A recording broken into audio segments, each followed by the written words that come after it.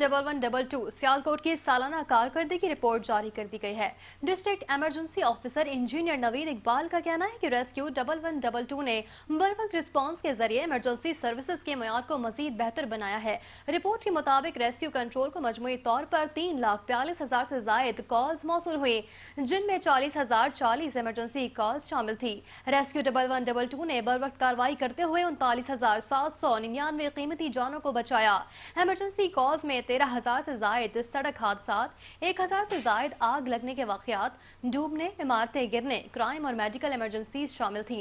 Rescue एहलकारों ने 15,000 से जायद मुतासरीन को मौके पर इब्तदाई तिब्बी इमदाद फराहम की, जबकि 20,000 से जायद जख्मियों को अस्पताल मुंतकिल किया गया।